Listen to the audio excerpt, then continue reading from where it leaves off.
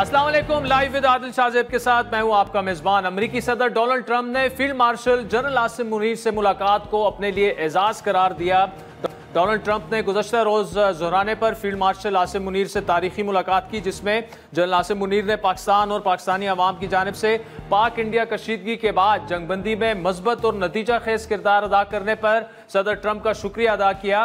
और जनरल आसिम मुनीर ने सदर ट्रंप की अक़वाम आलम को दरपेश मुतअद्दिद चैलेंजेस को समझने और उनसे नबरदाज़बा होने की कायदाना सलाहियतों की तारीफ की, जबकि सदर ट्रंप ने पाकिस्तान और अमेरिका के दरमियान इंसदाद दहशतगर्दी के हवाले से जारी ताउन और खित्ते में पाकिस्तान की क़याम अमन की कोशिशों को सराहा। अहम मुलाकात में दोनों ममालिक के दरमियान इंसदाद दहशतगर्दी में ताउन को जारी रखने पर इत्तेफाक किया गया। डोनाल्ड ट्रंप ने पाकिस्तान के साथ बामी मफाद पर कायम मज़बूत तिजारत के मुआहदे का इजहार किया। अलावा अमेरिका और पाकिस्तान के दरमियान माशी और तिजारती ताउन, mines and minerals, artificial intelligence, energy sector, crypto currency और दीगर शोबों में ताउन बढ़ाने पर भी इत्तेफाक हुआ। ISPR के मुताबिक डोनाल्ड ट्रंप के साथ फील्ड मार्शल की ईरान इजराइल तनाज़े पर भी गुफ्तगू हुई। मुलाकात में सदर ट्रंप के साथ सेक्रेटरी खारजा मार्को रूबियो और नुमाइंदा खुसूसी बराए मशरक़ वुस्ता स्टीव विटकॉफ, जबकि field marshal general Asim Munir के हमरा नेशनल सिक्योरिटी एडवाइज़र शरीक हुए।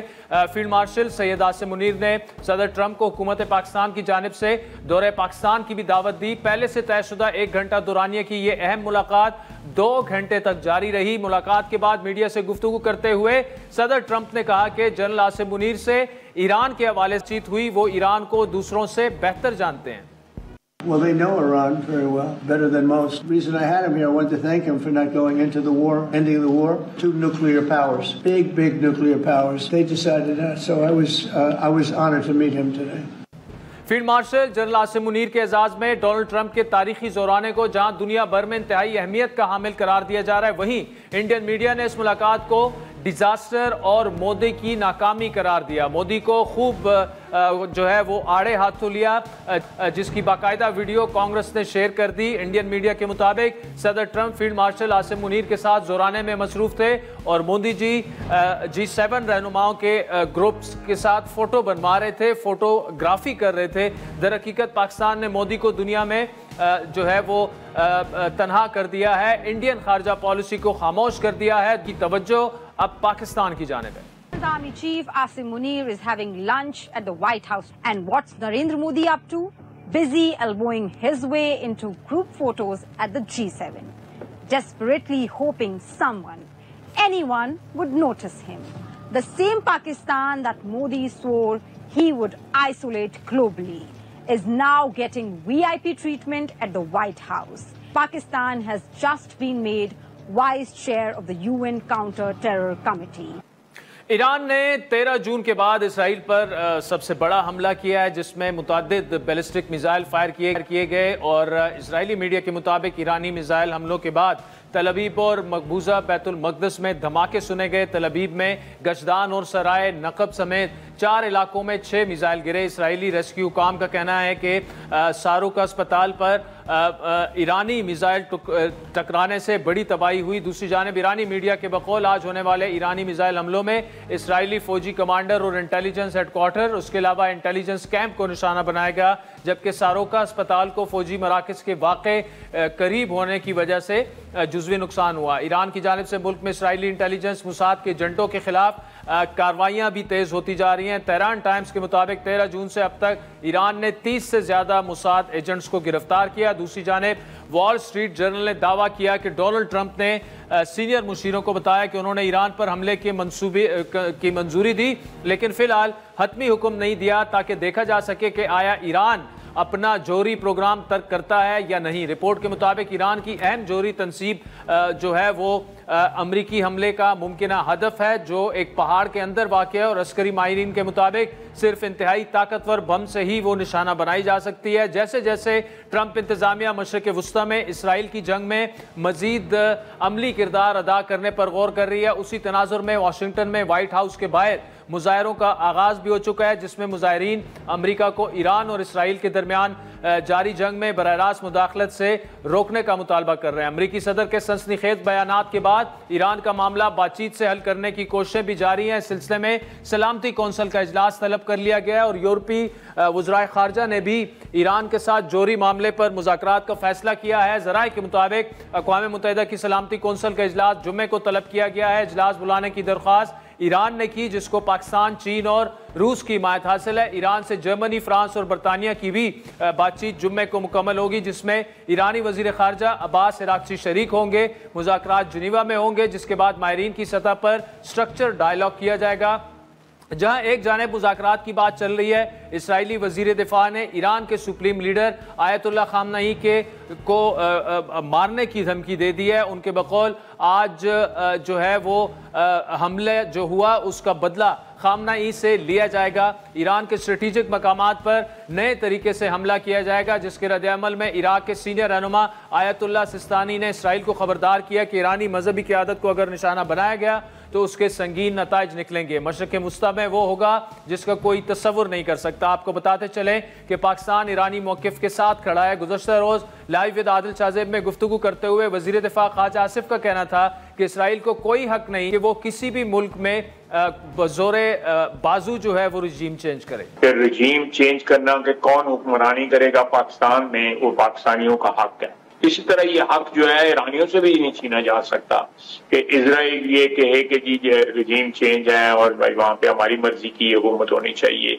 یہ بات جو ہے قطعی طور پہ انسانی اصولوں کے، جو انسانیت کے اصول ہیں ان کے بھی خلاف ہے۔ جو جمہوری اور آئینی اور قانونی جو ایک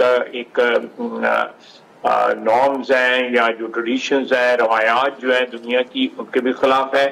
یہاں پہ جس سچویشن میں میں بات کر رہا ہوں، آپ سے بات کر رہا ہوں یا میں سوشل میڈیا پہ کچھ لکھتا ہوں، وہاں پہ بچوں کا قتل عام ہو رہا ہے اور لوگ سمجھتے ہیں کہ میں الفاظ کا چناؤ صحیح کروں۔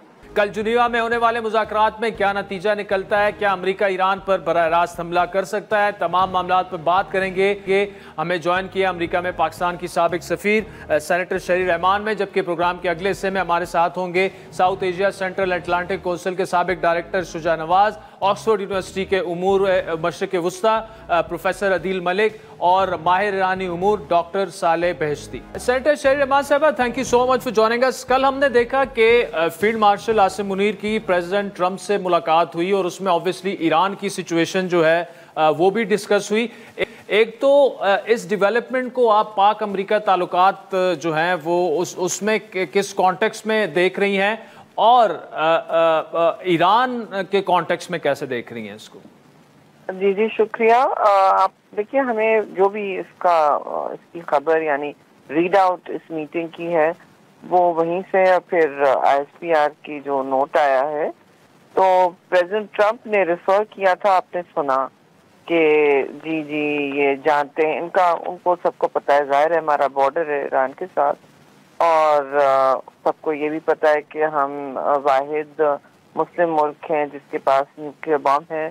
سب کو یہ بھی پتہ ہے کہ اس وقت ہندوستان کے ساتھ جو جنگ ہوئی تھی اس میں ایک کم از کم ہندوستان کے لیے اور بہت سے اور لوگوں کے لیے، ممالک کے لیے ایک حیران کن نیا اسٹریٹجک بیلنس نظر آیا ریجن میں، جہاں سائز یعنی کہ آپ کی جتنی آپ کا وزن ہے اقتصادی وغیرہ وہ ایک طرف اور آپ کی جغرافیکل سائڈ ایک طرف، آپ نے ظاہر اپنے اپوننٹ کو کافی مینج کیا، ڈیفیٹ کرنا، ٹھیک ہے، ہرایا آپ نے، وہ کنٹیسٹ کریں دوسری بات ہے، لیکن یہ سب کچھ ہوا ہے اور اس تناظر میں، اور آپ نے ساتھ میں چوتھی بات یہ کہ نیوکلیئر میچور ملک کی طرح آپ سامنے آئے ہیں جس نے ریسٹرینٹ استعمال کیا، جس نے تحمل کے ساتھ اپنی جوابی کارروائی کی اور جبکہ لیتھل کی، لیکن ریسٹرینٹ تحمل کے ساتھ۔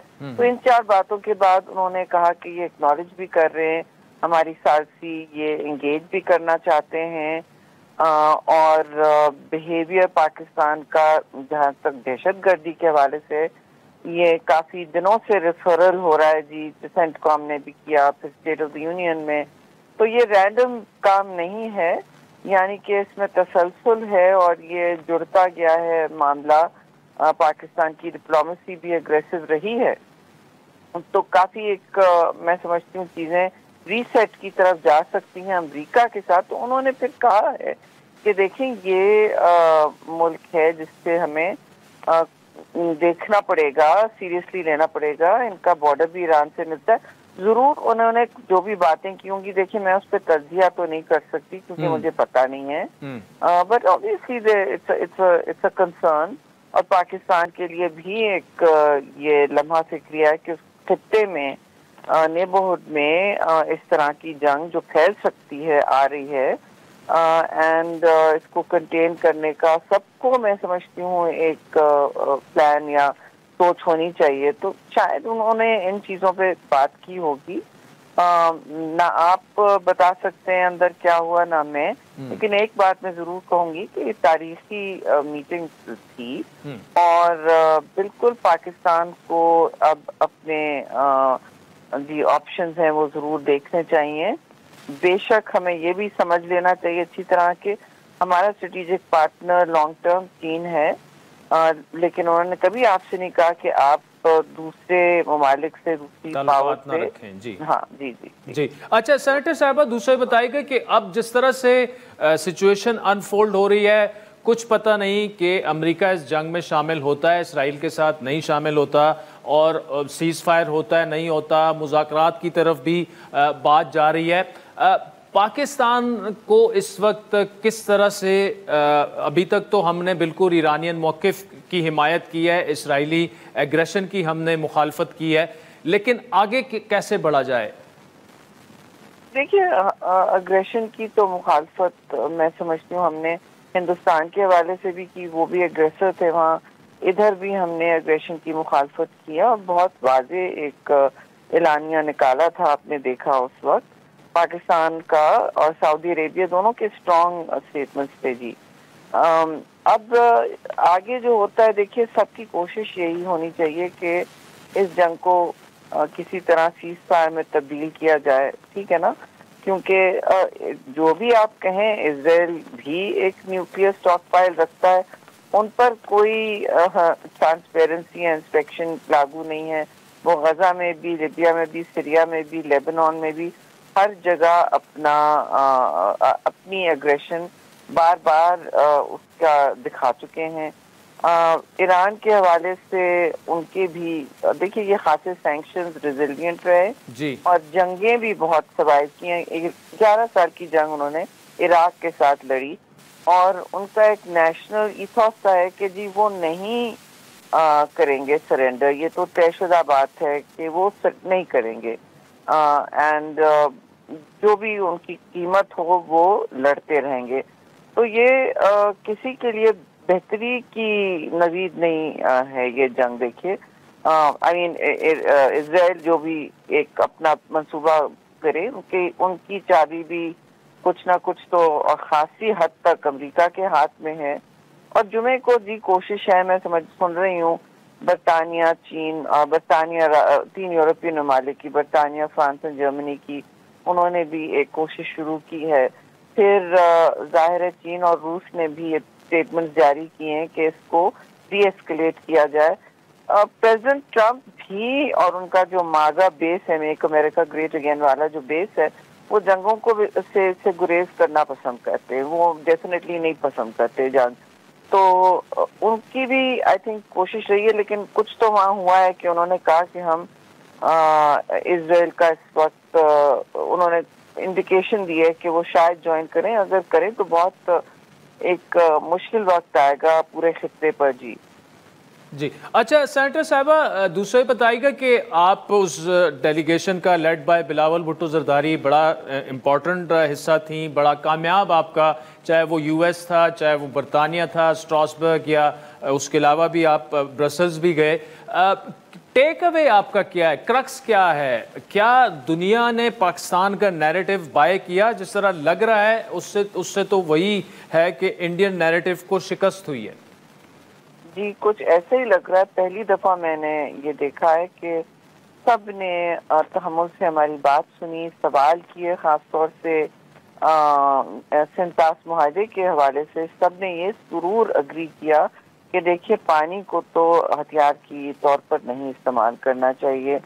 سالسی پر بھی اور سیز فائر پر بھی چیئرمین بلاول نے بہت ہی شاطر طریقے سے ہر جگہ اپنی briefing the depending on the audience دیکھ کے, اور اس میں یہ ضرور کہا کہ دیکھو سیز فائر جو ہے یہ اس پر آپ یہ نہ سمجھیں کہ اس کو بس اب یہ مکمل ہو گیا ہے اور اس کے بعد کچھ اور کشیدگی نہیں ہو سکتی. پاکستان کشیدگی نہیں کرے گا, نہ اس نے مطلب, کیونکہ یہ جنگ مسلط کی گئی ہے اور غیر مشتعل ہم نے بالکل نہیں کوئی اشتعال کیا, نان پرووکڈ ہے یہ جنگ, لیکن ہم نے جب جواب دیا تو جواب دیا اور ٹکا کے دیا. لیکن ہم نہیں چاہتے کہ خطے میں مستقل عدم استحکام ہو, اور انہوں نے آرگیومنٹ دکھایا کس طرح کہ انڈیا کیا چاہتا ہے. وہ پرماننٹ, عجیب و غریب بات ہے لیکن انڈیا پرماننٹ جنگ ہی چاہ رہا ہے, جس طرح ان کے اسٹیٹمنٹس آ رہے ہیں جی,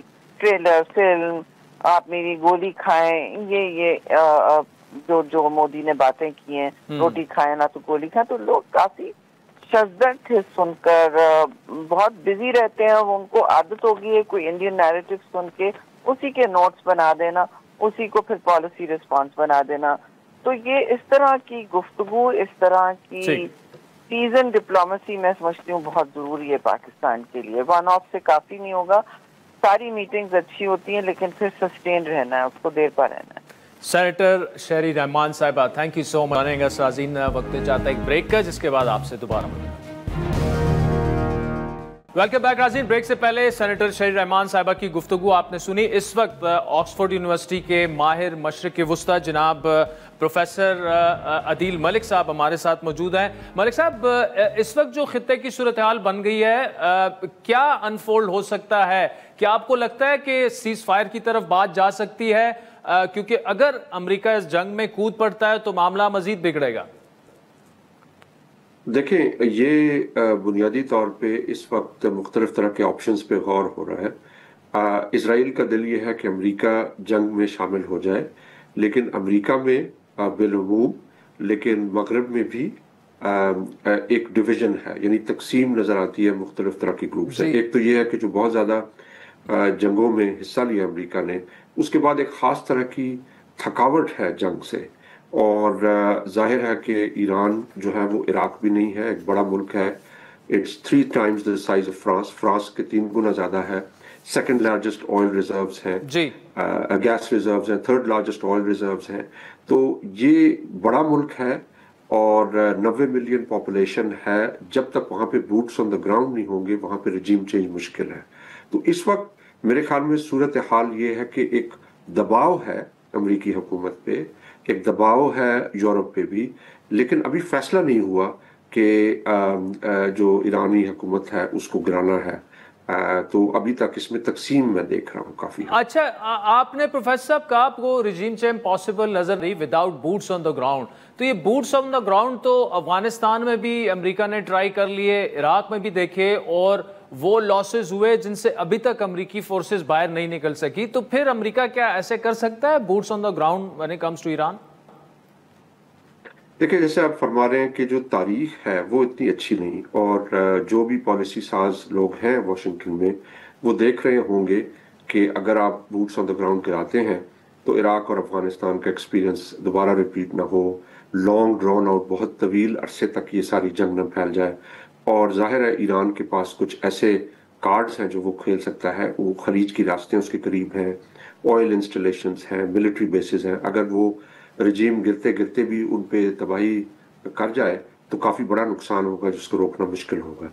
تو لیکن آپ کوئی چیز اس وقت جو دنیا میں حالات ہیں اس میں کوئی چیز آپ رول آؤٹ نہیں کر سکتے. اگر آپ سوچیں کہ آج جو ہو رہا ہے مشرق وسطیٰ میں, اگر وہ 5 سال پہلے میں پریڈکٹ کر سکتا تو میں نہ پریڈکٹ کر سکتا, کیونکہ اس وقت جو ریشنالٹی ہے اس کو ٹرمپ کر رہی ہے ایک ڈے ٹو ڈے تھنکنگ اور سوچ. اور خاص طور پہ جو بہت ہی سخت گیر حکومت ہے تل اویو میں, وہ کوئی بھی سٹیپ لینے کی وہ تیار ہے. تو ایسا اب اس میں پاکستان کا کردار کتنا سگنیفیکنس ہے؟ ہم نے دیکھا کہ انڈیا پاکستان کی کلیشز اور ماڈرن کنونشنل وارفیئر میں مائٹی انڈیا کا جو امیج تھا वो ग्लोबल थिंक टैंक्स के मुताबिक पाकिस्तान ने उसको ख़त्म कर दिया है। अब ईरान इसराइल तनाज़े में फिर फील्ड मार्शल आसिम मुनीर की डोनाल्ड ट्रंप से मुलाकात होती है। इस सब को समअप करके हमें तज्जिया दें ज़रा। देखिए, पाकिस्तान के बारे में अक्सर लोग ये कहते थे, काफ़ी मेरे दोस्त जो स्कॉलर्स हैं वो भी, कि भाई पाकिस्तान की जो अहमियत है वो वाशिंगटन में ख़त्म हो चुकी है, अब अमेरिका का वो इंटरेस्ट नहीं रहा पाकिस्तान में। यहाँ तक तो बात ठीक है कि अमेरिका का जो इंटरेस्ट है पाकिस्तान में वो ऊपर और नीचे जाता है, लेकिन पाकिस्तान को वो कभी खोना नहीं चाहते, क्योंकि पाकिस्तान अगर आप तारीख में देखें तो पाकिस्तान जिस जोग्राफिए पे है उस पे जो बरतानवी साम्राज्य की हुकूमत थी तो वो इसको एक फ्रंटियर जोन कहते थे, यानी वो खिता कि जो बिल्कुल आपकी ग्रेट गेम के करीब है, सेंट्रल एशिया भी है, नीचे खलीज की रियासतें हैं और साथ ईरान है। तो ये जो ज्योग्राफी है इसको कोई डिनाई नहीं कर सकता, और इसको अमरीकी भी डिनाई नहीं कर सकते कि उन्होंने अगर काम करना है तो लोकल पावर्स के साथ मिलकर करना है। और फिर जिस तरह आपने कहा कि पाकिस्तान को बहुत कमज़ोर प्रोजेक्ट किया गया हमारे लीडर्स ने भी और इंडिया ने और आलमी सतह पे, तो ये जो इंडिया के साथ हमारी जंग हुई और उसमें हमने बड़ा मजबूत किस्म का रिस्पांस दिया, उससे पाकिस्तान को एक नई स्ट्रेटेजिक स्पेस मिली है और ज़ाहिर हम न्यूक्लियर पावर है और चाइना भी हमारी मदद कर रहा है। तो अगर कोई भी चाइना का एडवर्सरी होगा तो उसका ये इंटरेस्ट होगा कि पाकिस्तान जो है वो मुकम्मल तौर पे दूसरे ब्लॉक में ना चला जाए। अब पाकिस्तान के लिए बहुत ही नाजुक मरहला है, क्योंकि हम माशी तौर पे वीक हैं, सियासी तौर पे वीक हैं, हमारे काफ़ी सारे मसाइल भी हैं, एनवायरमेंटल दूसरे भी, तो हम डिपेंडेंट हैं on cooperation with outside powers. लेकिन हमारे ऊपर अक्सर ये बोझ डाला जाता है कि आप साइड चूज करें, आप अमेरिका के साथ हैं या चाइना के साथ हैं या खत्ते की सियासत में आपका क्या रोल है। तो ये एक जो बैलेंसिंग एक्ट है ये हमें करना है, अपने कार्ड्स को बड़े ध्यान से इस्तेमाल करना है। एक चीज़ मैं हाईलाइट करता चलूँ कि हमारी जो तारीख है इस मामले में बहुत अच्छी नहीं, क्योंकि जो अमेरिका है वो गाहे बगाहे हमारी हुकूमतों को, हमारे सिविल और मिलिट्री हुक्मरानों को अहमियत देता है, लेकिन वो उनको पर्सनल कंसेशंस देता है, मुल्क को कंसेशन नहीं देता। तो चुनाचे आपको 8-10 साल इमदाद आ जाएगी, आपको अमेरिकी हुकूमत की सपोर्ट मिल जाएगी, but you are back to square one. तो इस मरतबा हमें कोशिश करना है कि अच्छे तरीके से अमेरिका के साथ, हमारी अमेरिका के साथ और मगरिब के साथ अच्छे ताल्लुकात होने चाहिए, लेकिन not at the expense of our strategic interest. तो ये एक नाजुक मरहला है, क्योंकि अक्सर जो लोग हमारी ताकतवर हलकों में होते हैं वो इस तरह के लम्हों को अपनी ज़ाती जो इंटरेस्ट है उसके लिए यूज करते हैं rather than for the national. अच्छा साहब, आपने एक इंटरेस्टिंग बात की कि जिस तरह की चीजें हो रही हैं, दुनिया बन गई है, उसमें कुछ भी नहीं कहा जा सकता, तो ऐसे में पाकिस्तान की क्या स्ट्रेटेजी होनी चाहिए? देखिए, पाकिस्तान को ये है कि एंगेज करना है मुख्तलिफ एक्टर्स से, लेकिन अपनी जो इंटरेस्ट हैं उनको टेबल पे रखना है। मसलन हमें ये देखना है कि अगर जो भी होता है ईरान में, उससे हमारी चाइना पॉलिसी पे क्या फ़र्क पड़ता है, बलूचिस्तान की सूरत हाल पे क्या फ़र्क पड़ता है, क्योंकि एक ये लोग भी हैं जो कहते हैं कि भाई जो ईरान में हो रहा है वो आहिस्ता आहिस्ता पाकिस्तान की तरफ भी आ सकता है। तो हमें एक टफ नेगोशिएशन करना चाहिए, और हमारे पास कार्ड्स मौजूद हैं, हमारे पास जोग्राफिया है, पॉपुलेशन है, न्यूक्लियर पावर है। तो हमें हमारे मुल्क के अंदर बहुत बड़ी शिया पॉपुलेशन भी है, हमारी मिलिट्री के अंदर भी अहले तशय्युई लोग मौजूद हैं, तो हमारे मुल्क के अंदर भी जो एक बैलेंस है सेक्टेरियन वो बड़ा नाजुक है।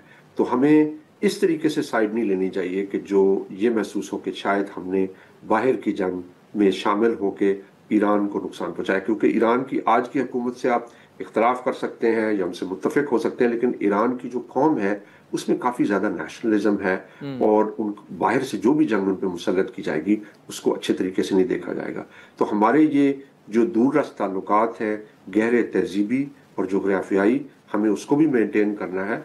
और ऑफ कोर्स हम एक यानी वेस्ट के साथ भी इंगेज करना चाहते हैं, लेकिन हमें बहुत ध्यान के साथ इसको करना पड़ेगा, क्योंकि जो शॉर्ट टर्म कंसिडरेशंस हैं वो जो दूर रस पाकिस्तान के इंटरेस्ट हैं उन पे हावी नहीं। प्रोफेसर अदील मलिक साहब, thank you so much for joining us. नाज़रीन, ब्रेक के बाद आपसे दोबारा मुलाकात होगी। वेलकम बैक नाज़रीन। ब्रेक से पहले सेनेटर शहरी रहमान साहिबा की तफसीली गुफ्तगू आपने सुनी। इस वक्त south Asia centre Atlantic coastal के साबिक डायरेक्टर और मारूफ मुसन्निफ शुजा नवाज साहब हमारे साथ मौजूद हैं, जिनकी बहुत ही गहरी नज़र है पाकिस्तान अमेरिका ताल्लुकात पर। शुजा नवाज साहब, एक तो किस तरह से आप देख रहे हैं जो फील्ड मार्शल आसिम मुनीर की जो मीटिंग हुई और उसके बाद प्रेसिडेंट ट्रंप की जो प्रेस कॉन्फ्रेंस थी, सहाफ़ियों के साथ गुफ्तगू थी, how would you analyse it? Shahzeb, मेरे नज़दीक ये बहुत अहम मीटिंग थी और तारीखी मीटिंग थी, क्योंकि ये पहली दफ़ा है कि एक आर्मी चीफ की मीटिंग बराह रास्त अमेरिका के सदर के साथ हुई। अब तक जो मीटिंग्स हुई हैं वो उस वक्त हुई थी जब आर्मी चीफ हुकूमत की बागडोर संभाल के बैठे हुए थे। अयूब खान का नाम सामने आता है, याया खान, ज़ियाउल हक, प्रेसिडेंट मुशर्रफ, लेकिन ये पहली दफ़ा है कि आर्मी चीफ को इस तरह से ट्रीट किया गया है जिस तरह के वो मुल्क के सरबराह हैं या हुकूमत के सरबराह हैं, और ये बहुत रेयर ओकेजन है। मैं समझता हूँ, मैं पिछले 50 साल से वाशिंगटन में रह रहा हूँ और ये पहली दफ़ा है कि मैंने सुना है ऐसी कोई मीटिंग। और सर, इस मीटिंग में ऑब्वियसली काफ़ी सारे उमूर पर बात हुई होगी और पाक इंडिया की जो अभी कशीदगी रही उस पर भी हुई, और साथ में ईरान वाला जो मामला है उस पर भी हुई। आपको ईरान वाले मामला कैसे अनफोल्ड होते नज़र आ रहा है? क्या इस बात के ऑब्वियसली इम्कानात तो हैं कि अमेरिका भी अटैक कर दे, लेकिन इस बात के भी इम्कानात हैं कि अनकरीब सीज़ फायर भी हो सकता है? मैं समझता हूँ कि फील्ड मार्शल आसिम मुनीर की सबसे अहम बातचीत जो हुई वो ईरान के मसले पे हुई। वो इसलिए कि इसका उस खित्ते के लिए और दुनिया के लिए बहुत दूरअंदेश असरात हैं, और मैं समझता हूँ क्योंकि वो पिछले मई में 27 मई में तेहरान गए थे और वो जनरल मोहम्मद बागैरी के साथ भी मिले थे और मुख्तलिफ सीनियर ईरानियन लीडर्स के साथ भी मिले थे, तो इसलिए ये पहला मौका था सदर ट्रंप को किसी ऐसे शख्स के साथ मिलने का जो ईरान को समझता है और जिसकी राय सदर ट्रंप सुनेंगे। तो अगर फील्ड मार्शल मुनीर ने सदर ट्रंप को समझा दिया है कि ईरान पे हमले के क्या बुरे असरात होंगे उस खित्ते पे और दुनिया के स्टेबिलिटी पे, तो फिर मैं समझता हूँ कि ये बहुत बड़ी बात है। जाहिर यही होता है कि सदर ट्रंप के जो इनफॉर्मल कमेंट्स थे बाद में, क्योंकि व्हाइट हाउस की ऑफिशियल रीड आउट इस मीटिंग पे, इस लंच मीटिंग पे नहीं अभी आई, तो ना ही आएगी, क्योंकि उन्होंने इसको डेमी ऑफिशियल या सेमी ऑफिशियल किया है कि प्राइवेट मीटिंग थी लंच के लिए। तो मैं समझता हूँ कि ईरान के ऊपर जो सदर ट्रंप ने कहा कि फील्ड मार्शल मुनीर जैसे लोग कम ही हैं जो ईरान को समझते हो, तो इसलिए उनकी राय काफ़ी भारी भरकम थी। और शुजा साहब, दूसरा बताइएगा कि जो डोनाल्ड ट्रंप जो है प्रेसिडेंट, बार बार जो है पाकिस्तान इंडिया सीज फायर का जिक्र कर रहे हैं, जो कि इंडिया इज इन डिनायल। ये कितनी एम्बैरेसमेंट जो है कॉज कर रहा है इंडिया को, और उनका ये जो एक ही दम हमने देखा कि एक शिफ्ट आई है और मतलब वो पाकिस्तान की जितनी तारीफ कर रहे हैं, आई लव पाकिस्तान कह के, कैसे देख रहे हैं आप इसको? इसका कुछ पस मंजर भी समझना पड़ेगा, इसलिए कि पाकिस्तान ने बहुत अक्लमंदी से इलेक्शन के फौरन बाद कोशिश शुरू कर दी थी कि ट्रंप के सर्कल जो है, उनके जो दोस्त हैं, उनके जानने वाले हैं, उनके साथ कांटेक्ट किया और एक बहुत अच्छी रिपोर्ट थी मई की 22 तारीख को वॉल स्ट्रीट जर्नल में, जिसमें उस पर काफ़ी तफसीली डिटेल्स है कि पाकिस्तान ने पहले तो एक $2 लाख फी माह एक लॉयर और 2 एडवाइजर को, जो ट्रंप के एडवाइजर थे, जिनमें उनके बॉडीगार्ड, फॉर्मर बॉडीगार्ड कीथ शिलर और उनके ऑर्गेनाइजेशन के लॉयर जॉर्ज सॉरियल, उनको हायर किया ताकि एक किस्म की long term economic partnership America के साथ पैदा की जाए, खासतौर पे रेयर अर्थ और क्रिटिकल मिनरल्स पे। उसके बाद क्रिप्टो करेंसी पे पाकिस्तान ने काफ़ी रिलेशनशिप कायम की वर्ल्ड लिबर्टी फाइनेंशियल से। ये वो कंपनी है जो कि सदर ट्रंप के middle east Musheer Steve Witkoff के बेटे ने बनाई है, और इसमें 60% ट्रंप फैमिली का हिस्सा है।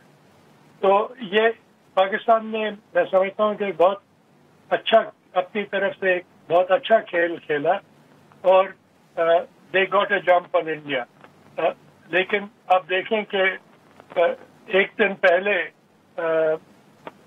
प्राइम मिनिस्टर मोदी की टेलीफोन पे बात हुई प्रेसिडेंट ट्रंप के साथ, और उस पर भी व्हाइट हाउस रीड आउट नहीं आया, लेकिन जो कि इंडिया से रिपोर्ट आई, मैं समझता हूँ वो एक किस्म का ओन गोल था कि उन्होंने कॉन्ट्रडिक्ट किया प्रेसिडेंट ट्रंप को, जो कि वो कई मरतबा, तकरीबन 10-20 मरतबा कह चुके हैं कि मैंने इंडिया पाकिस्तान की जंग जो है उसको करवाने की कोशिश की और मेरा हिस्सा था उसमें, जो कि फील्ड मार्शल मुनीर ने भी एक्नॉलेज किया।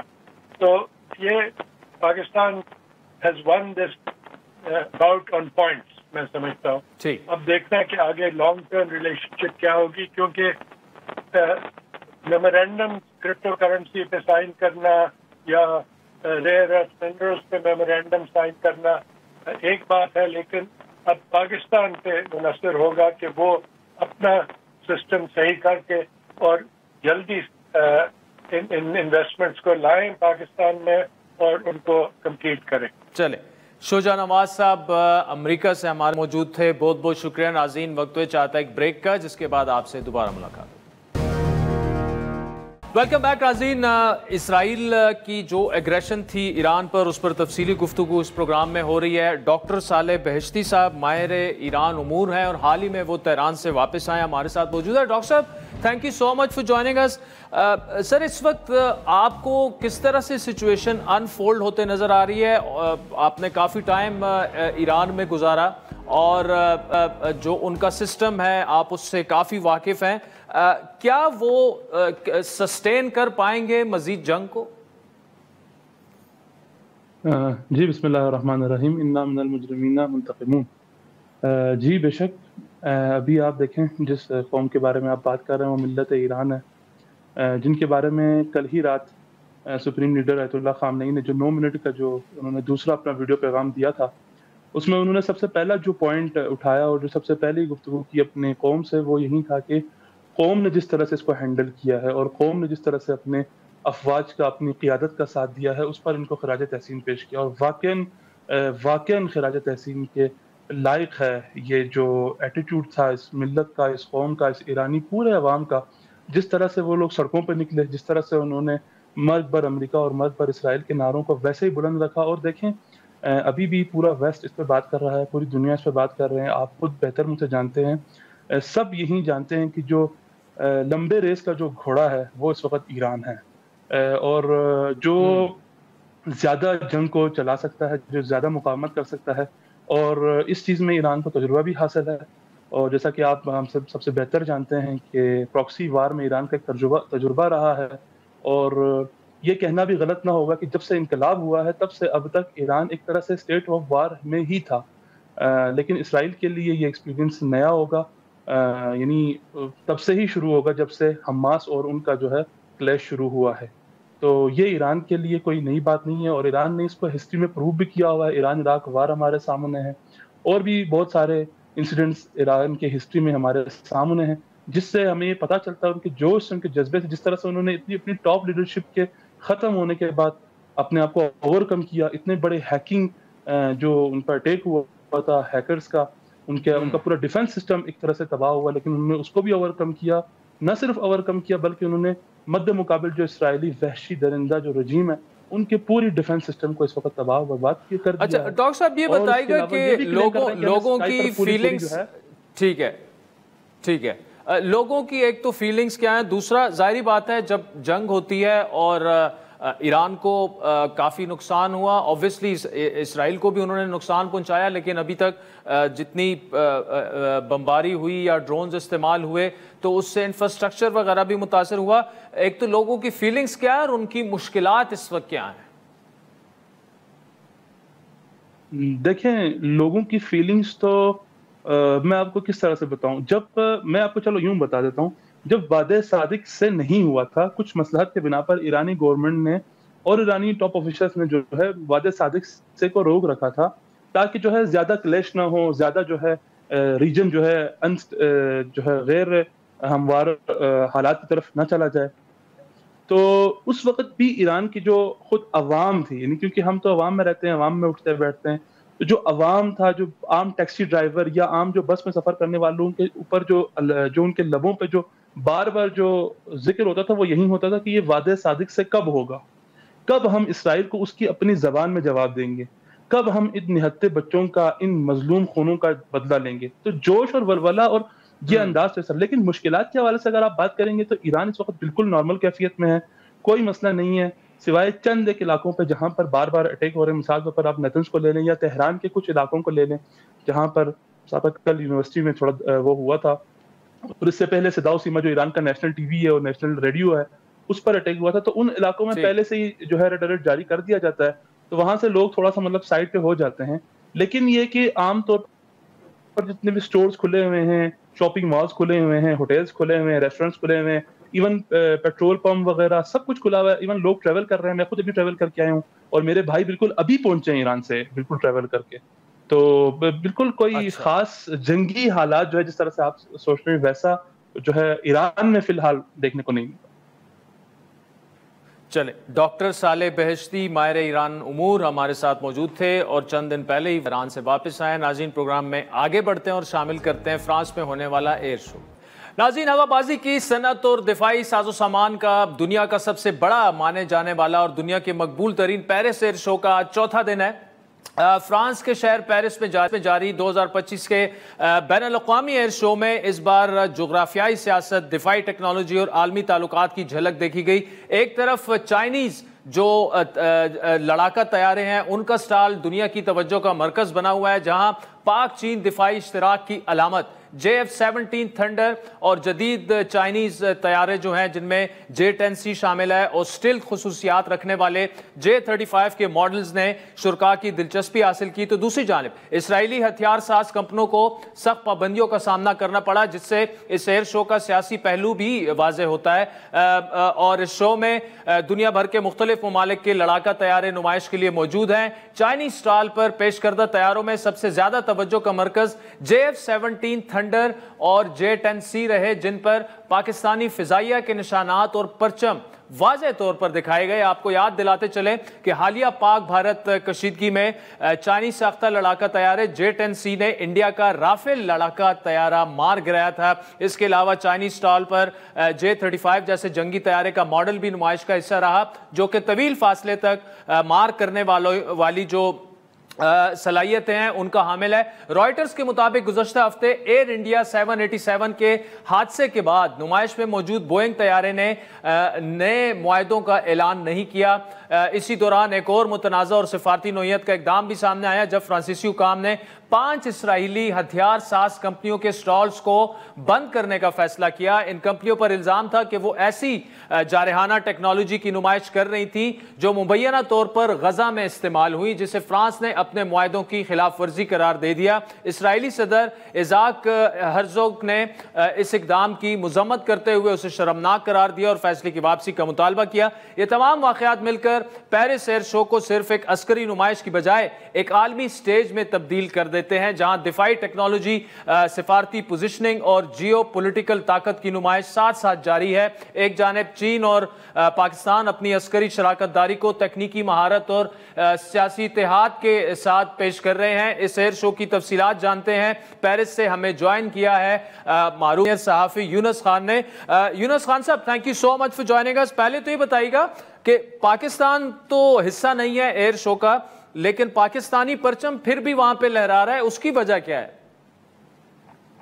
جی دیکھیں, اس میں جو چائنیز کمپنی نے جو سٹال لگائے ہیں اس میں JF تھنڈر اور J10C جو ہے وہاں پہ موجود ہے, اور جو وہاں پہ ان کے جو بڑے بڑے ہم نے دیکھے کہ وہاں پہ وہ جو انسٹالیشن ہے جس میں وہ جہازوں کی نمائش کر رہے ہیں, تو ان جہازوں کے اوپر انہوں نے پاکستانی پرچم دکھائے ہیں, اور یہ ایک مارکیٹنگ کا حصہ ہے. اور بتانا مقصود یہ تھا کہ جو حالیہ پاکستان اور انڈیا کشیدگی کے اندر ان طیاروں نے جو ہے رافیل طیارے گرائے تھے, اور یہی وجہ ہے کہ وہ مارکیٹنگ کی بنیاد پر پاکستانی پرچم جو ہے ہم دیکھ رہے ہیں کہ JF تھنڈر کے اوپر اور J10C کے اوپر جو ہے وہاں پہ لگائے گئے تھے. اور یہ میرے خیال میں یہ مارکیٹنگ ٹیکٹک کا ایک بہترین جو ہے وہ نمونہ ہے کہ ان کے لوگ اس وجہ سے جو ہے اس کی طرف, ان تیاروں کی طرف جو ہے وہ توجہ جو ہے ان کی طرف ہے. اور اب یورپین ممالک یہ کہتے ہیں کہ پہلے ہم یہ سمجھتے تھے کہ کیونکہ جو طیارہ سازی کی صنعت اور اسلحہ سازی کی صنعت میں 40% جو حصہ ہے وہ امریکہ کا ہے,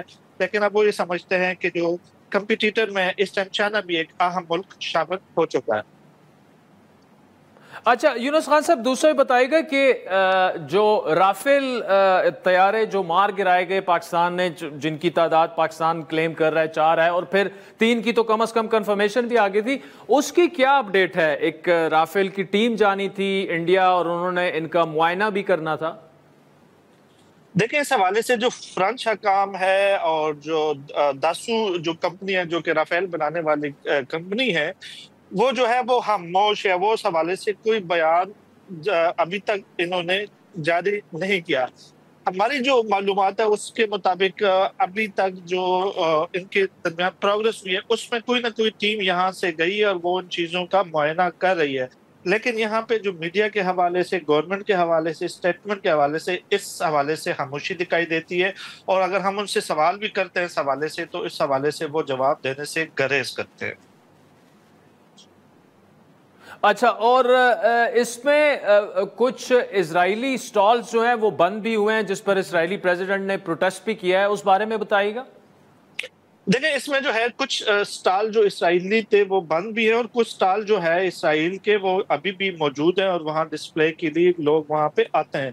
جو سٹال بند ہو رہے تھے ان کے اوپر الزام یہ تھا کہ یہ جو کمپنی ہے یہ وہ اسلحہ بنا رہی ہے جو غزہ میں بچوں کے اوپر جو ہے وہ استعمال ہو رہی ہے اور عالمی قوانین کی خلاف ورزی ہے. اس وجہ سے وہ 4 سٹالوں کو جو ہے بند کیا گیا. لیکن اس وقت مزید جو 4 سٹال ہیں وہ اس وقت بھی جو ہے وہ اوپن ہے, اور وہاں پہ جو وہاں پہ اس وقت میں آپ کو بتاؤں کہ اس وقت اس جو ایئر شو کے اندر 49 ممالک کے 2400 سٹال جو ہے موجود ہیں مختلف کمپنی کی, اور اس میں جہاز سازی سے لے کر چھوٹے چھوٹے جو مشینری ہوتی ہے جو ڈیفنس کے لیے استعمال ہوتی ہے, تمام کمپنیاں اس میں شریک ہے.